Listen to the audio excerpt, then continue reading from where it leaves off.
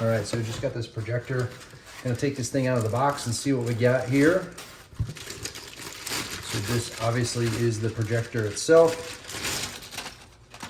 You kind of get a sense for how big it is just in my hands here. So it's got the focus on the top, all the controls right here, power button, kind of cycle through the menu.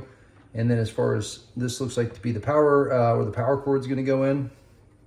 And then all of your ports are over here on the other side. So it's got HDMI port, USB, and then some kind of, looks like a little memory, as well as like a headphone jack.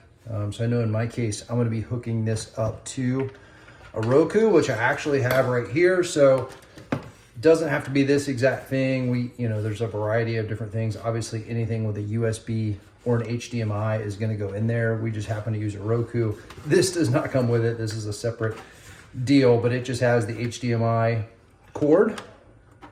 So I know when I plug that in, now I basically can just go to my Roku, use my Roku remote and use that on the projector. So that's kind of the plan for how we're gonna use it.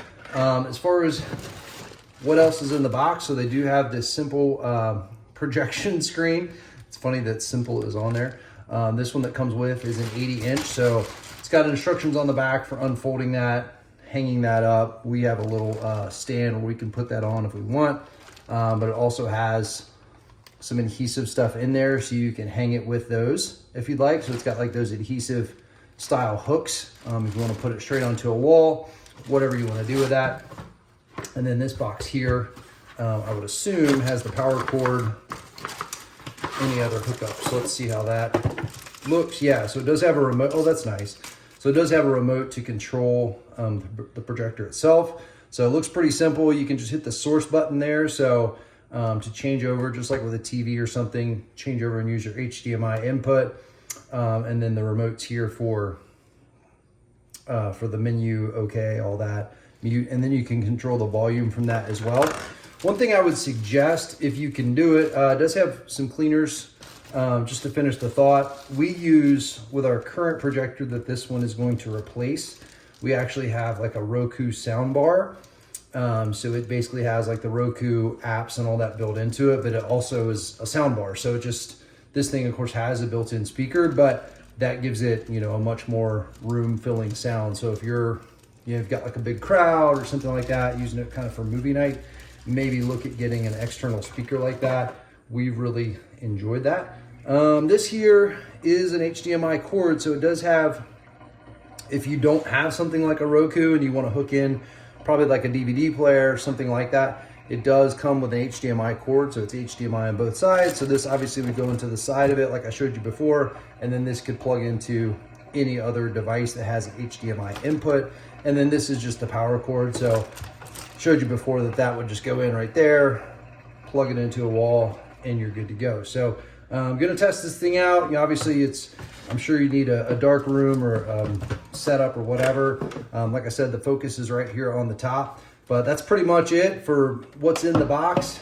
Getting it set up, all looks really good. So I'm excited to check this thing out.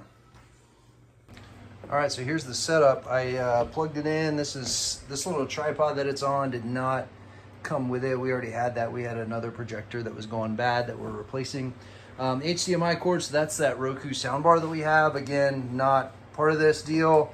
Got it focused. We have it up, we have these like cabinets here in our kids' room. So I'm gonna try out the remote right now. Just hit the source button. That comes up. I'm gonna go down to HDMI, which is the cord I use to plug into my Roku deal.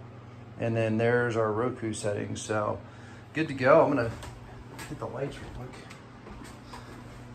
So yeah, you can see obviously looks pretty darn good in a dark room. It's still daytime out, but got the blinds closed and picture looks great. So you can adjust, like I said, with the little focus here. I've already got it kind of where it needs to be, but you can mess with that and get it where you want. But yeah, I'm probably about 8-9 feet from this thing right now, and that's how big it gets. So just to give you an idea, if you back it up, obviously the screen gets bigger. The closer you get, it gets smaller, so you just have to adjust the focus. That's kind of how these things work. So first impressions, really good.